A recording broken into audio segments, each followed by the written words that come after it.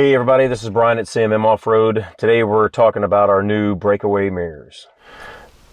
The most common comment we get back about our mirrors is we want them longer, want them longer, want them longer. So we've been chasing this around for a while.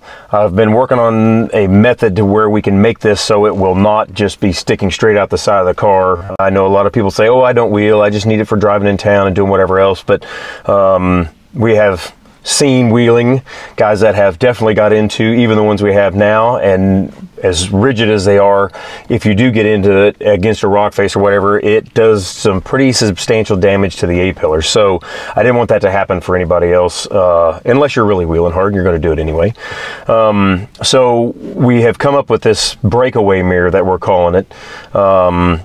We've not just taken a regular stanchion and split it and put a pivot in it. It actually has detents built into it that will allow it to have different positions. So we've got in 15-degree increments. So the one that we are releasing here for the JT is an 8-inch. The current one that we sell is a 6-inch. This gets 2 more inches out, and you wouldn't think that 2 inches is a lot, but hey, 2 inches is 2 inches. So it gets it pretty far out there.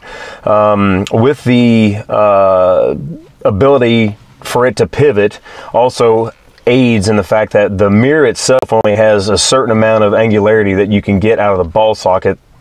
If you're very, very short or very, very tall, you may not be able to get the angularity you need with it sticking out as far as it is. With this one now, you can, in combinations between the mirror rotation and the mirror stanchion, you can get pretty much any height, any angle, anything you want to get. So it does provide enough vision to see behind you now, directly behind the Jeep, straight, kind of like the factory mirror. In some ways, I think it, when we did the video a little while ago, just kind of running down the drive, being that it's a convex mirror, you kind of get a big field of view. It definitely adds to what you can see. So to show that adjustability, I've got the seat as it sits right now all the way back, and it's leaned back a fair bit. So I've got this set right now to where I can easily see past straight onto the fuel tanks that we have on the side back there. If I were shorter, much shorter, and I had the seat all the way up here, I can't really get that angularity out of it. So what I can do now is I can snap that in one and get that angularity back. You can also go one forward and crank that back in, and it gets you even farther out from this position here as well too. So it really opens up a bunch of options to be able to see farther, or the area you need to see. As before, same thing, you can rotate it down, see your tire. You can even see more of it now, considerably more. So as I was designing on this piece, it kind of hit me. We had the hard doors on it, of course. Right now we took them off, so it's a little bit easier to see everything. As I started doing it, we had to make that split for the pivot at some position. Didn't want a whole bunch hanging out on the side or a whole bunch on the inboard side. So what we did was we've given it enough position now to where you can fold it the full 90 and rotate it down, and it will clear the hard door with the glass. So no more nicking of your tint or chasing anything else, or threw them on real quick because of the, it's raining outside.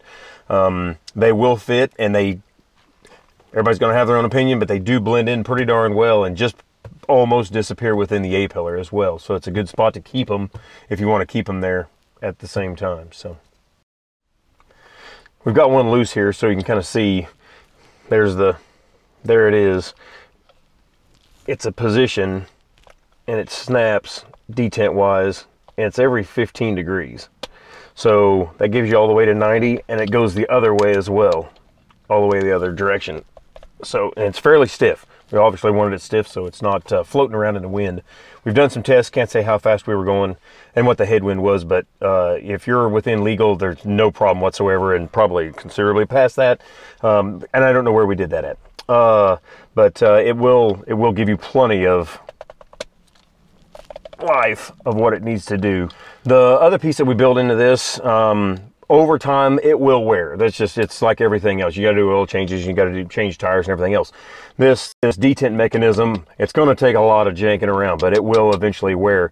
We have built it into it to where it can be adjusted and snugged up as well too, which will give you that much more life and longevity out of it.